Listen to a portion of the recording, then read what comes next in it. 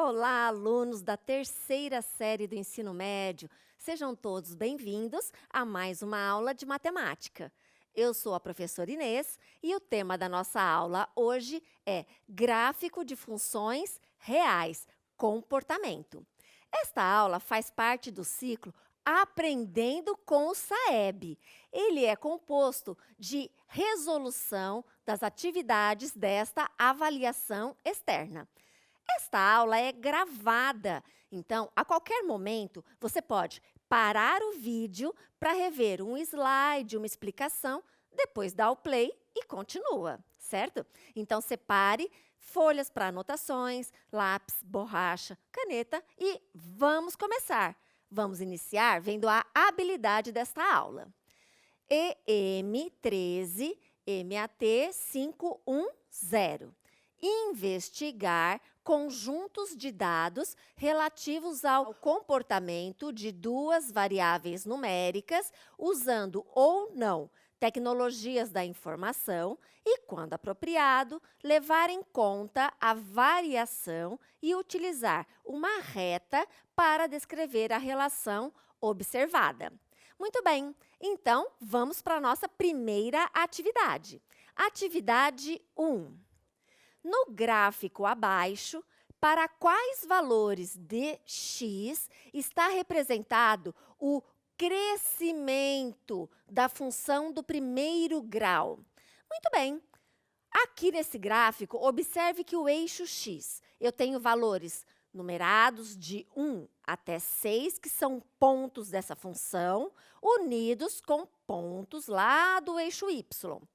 Muito bem, eu tenho, neste gráfico, que é esta linha azul, dois comportamentos diferentes. Observe que este e este têm o mesmo comportamento e este outro pedaço, junto com este, tem outro comportamento. Então, nós temos dois comportamentos diferentes neste gráfico, que é uma função do primeiro grau.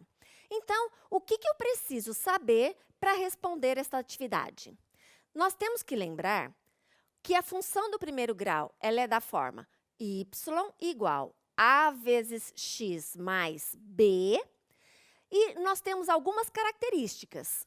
O b é o valor aonde esta função corta o eixo y, então, este pontinho nesse primeiro gráfico é o meu b, aqui este pontinho é o b, e aqui este pontinho é o b. E eu tenho a que multiplica x. Muito bem. Este a, se ele é maior do que zero, eu tenho o primeiro gráfico com a linha verde, que é uma função crescente. Isto é, quando x aumenta, o y aumenta também. Observe aqui, ó. Pego o primeiro pontinho, venho para y.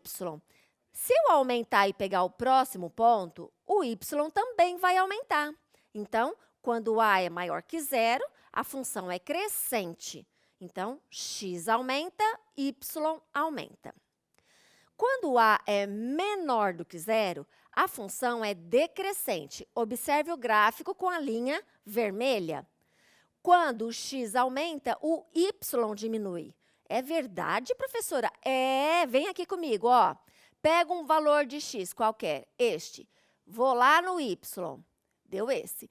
Aumento o x para esse. Vou lá no gráfico. Olha o que aconteceu com y. Diminuiu. Então, quando a é menor do que zero, x aumenta e y diminui. Agora, eu tenho também um outro caso. A igual a zero. Ela é chamada função constante. Porque se o a é igual a zero, você concorda que o y vai ser sempre b? E é verdade, olha aqui, para qualquer valor de x que eu tiver, y sempre será b. O y permanece constante. Muito bem, agora vamos então ver se a gente consegue resolver a atividade. Eu quero o valor crescente. Quando, em que intervalo deste gráfico, esta função do primeiro grau é crescente?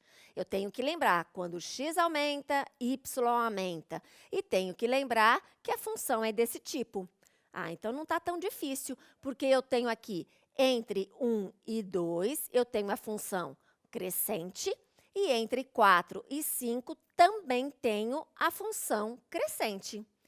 Então, a resposta da nossa atividade é que esta função do primeiro grau é crescente para os valores de x entre 1 e 2 e entre 4 e 5. Tudo bem até aqui, pessoal? Então, vamos para a atividade 2. Quais são os zeros da função representada graficamente? Bom, primeiro, eu tenho que me lembrar que esta função do gráfico é uma parábola com concavidade voltada para baixo, certo? Na atividade anterior, a gente só tinha linhas retinhas. Esta é curva.